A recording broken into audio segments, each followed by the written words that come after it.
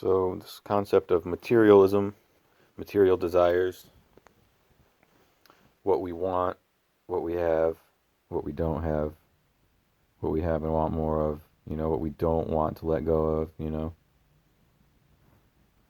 It's the root is a feeling inside.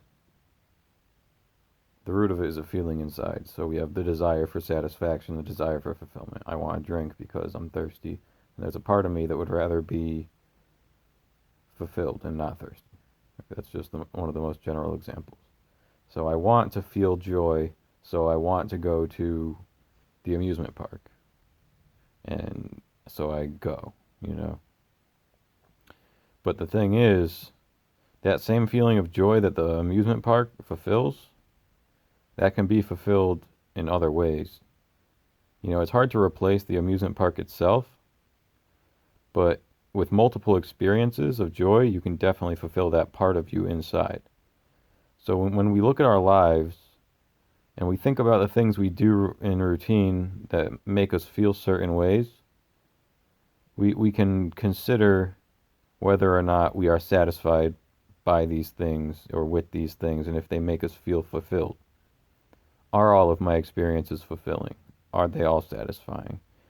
What do my feelings tell me? A lot of people stay out of their feelings in today's society, and it's become a thing that people are actually proud of, but it's like there are many different ways to manage your feelings and handle your feelings, whether you do it through meditation or through therapy, through conversation with a loved one, through art, or just alone by expressing yourself, maybe yelling into a pillow or just talking out loud, reading. There's a lot of different ways to do feelings. So what I've noticed in my life, meditating at home 10, 15, 20 hours a day, is when I have a desire inside, which is linked to a feeling, I don't only notice the desire, I notice what feeling it's linked to as well. And why do I have this feeling inside? And why is this feeling motivating me?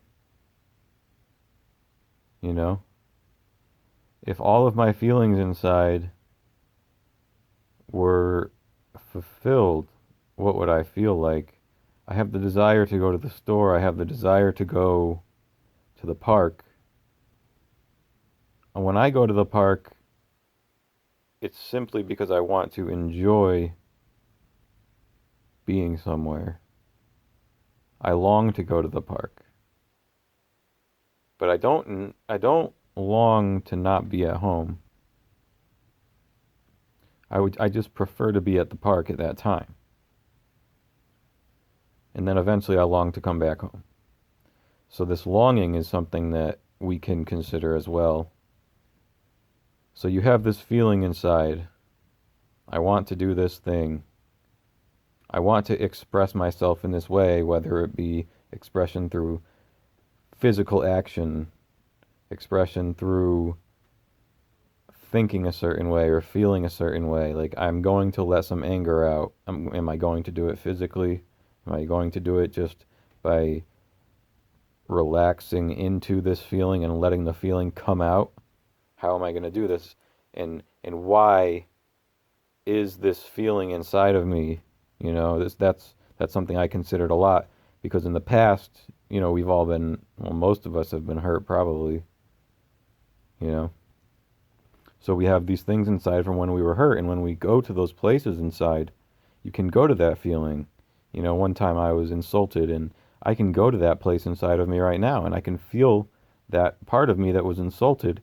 But the thing is, once I do it, I'm there, I bring positivity there, and I allow positivity to reside in that place, because even before I was insulted, that place that holds that feeling was a part of me. It was a part of me. It just didn't hold that feeling yet. So who's to say that I can't change how I feel in that place? The same is true for any other part of you, any other feeling, any other longing. You can connect those feelings to any experience you want.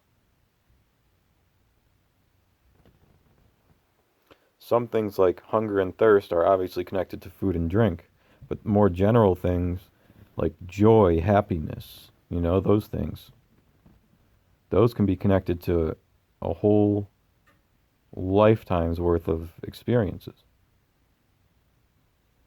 Around me, I have tons of things that make me happy. I have all sorts of different foods and things from my childhood and special mugs with images on them and different t-shirts and all of my favorite things that make me smile each day. I have a drum. I have a guitar. I have art on the wall. Brandon Boyd, a painting from Brandon Boyd. I have a drawing my mother did of the dog, and it makes me happy. It brings positivity to my life. I have these things around because it's that simple to me.